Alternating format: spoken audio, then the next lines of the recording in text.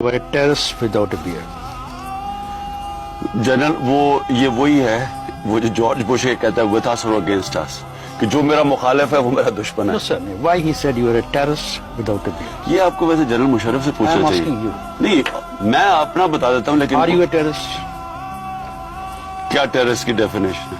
Are you a terrorist? मैं लगता हूँ terrorist? Are you a terrorist? नहीं आप बताए ना मैं टेररिस्ट लगता हूँ आपको. मैंने आज तक कोई टेररिज्म की हरकत की है?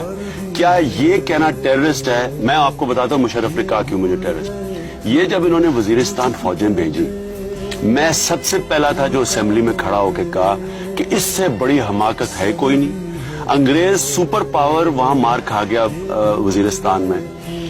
सबसे ज्यादा अंग्रेज फौजी वजीरिस्तान में मरा. मैंने इनको स्टेटिस्टिक्स दी. मैंने इनको बताया कि पाकिस्तानी फौज वहां नहीं जीत सकती. मैंने उन्हें बताया कि इससे बड़ा जुल्म होगा ही नहीं कि आप एक ट्रीटी वायलेट करें जो कबायली इलाके ने साइन की थी कायदे आज़म मोहम्मद अली जिन्ना से. सिर्फ जॉर्ज बुश को खुद खुश करने के लिए आप अपनी फौज भिजवा रहे हैं. उसके ऊपर एडिटर्स ने पूछा जनरल मुशर्रफ के साथ कि जनाब इमरान खान ने तो बड़ा आपको अपोज किया है. मैं सबसे पहला खड़ा हुआ. आज वो चीज साबित हो गई. उसकी जिस वक्त को जनरल मुशर्रफ ने कहा ना कि टेररिस्ट विदाउट अ बेयर, आज साबित हो गया कि पाकिस्तानी फौज को वहां शिकस्त हुई. एस्टैब्लिशमेंट क्या करती है? यूनियन काउंसिल की सतह पर जो बने हुए पुलिस स्टेशन वहां पे चली जाती है वोट डालने के लिए. देखिए एस्टैब्लिशमेंट दो चीजें करती है. हर हल्के के अंदर मुजरिम पेशा लोग होते हैं. जो मुजरिम पेशा लोग होते हैं वो हमेशा जिस तरफ एस्टैब्लिशमेंट उनको सिग्नल करती है उधर जाते हैं, इसलिए कि उनके खिलाफ खड़े नहीं हो सकते. उनको खौफ होता है थाने से. तो जब उनको पता चलता है कि एस्टैब्लिशमेंट एक कैंडिडेट के साथ खड़ी हो गई है तो वो ज्यादा इन्फ्लुएंशियल होते हैं. मुजरिम पेशा लोगों की तहफ़्फ़ुज़ होता है गवर्नमेंट के साथ रहना. हम एक ऐसी सोसाइटी में रहते हैं जो ऐसे लोगों को सपोर्ट करती है. हमारा जो सारा निजाम है वो मुजरिमों को तहफ़्फ़ुज़ देता है. हम बताओ सोसाइटी क्या हर छोटे मुजरिम से डरने लग गए?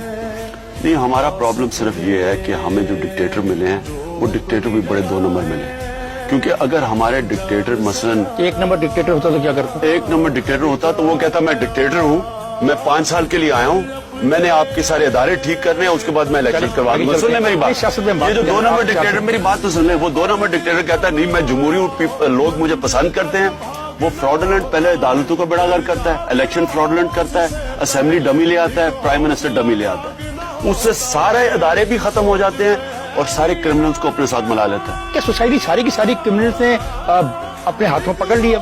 हम सब लोग बेबस हैं. 4 क्रिमिनल आते हैं हमको कहते हैं इधर जाके वोट डालो, उधर वोट डालाते हैं. कहते हैं इधर जाके वोट डालो, उधर वोट डालाते हैं. खौफ की वजह से सियासी इंतकामी कार्रवाई से डरते हैं लोग. तो फिर तो ये चलता रहेगा. आप जैसे लोग क्या करेंगे? नहीं मैं आपको कह रहा हूँ कि सियासी इंतकामी कार्रवाई से डर के लोगों को वोट डालते हैं.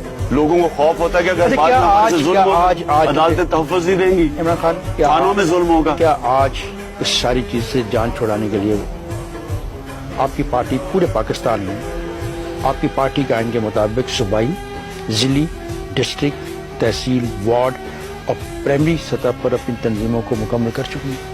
नहीं कर चुकी लेकिन करने की कोशिश कर रही है. देखे ना सबसे पहले आपका पब्लिक के अंदर क्या आपकी क्रेडिबिलिटी है?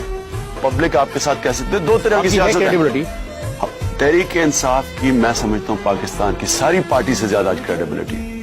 पाकिस्तान की तारीख में 2 वाहिद पार्टी है जो 2 दफा पावर में आ सकती है. अगर 11 साल में आप अपनी पार्टी के आइन पर अमल नहीं करवा सके और कर सके तो अगर कभी चांस मिल गया तो 5 साल के अरसे में क्या कर लोगे? देखिए ये जो हम कर रहे हैं कभी किसी ने पाकिस्तान की तारीख में ये नहीं किया. पाकिस्तान की तारीख में जो पार्टियां एस्टैब्लिशमेंट के साथ मिलकर आई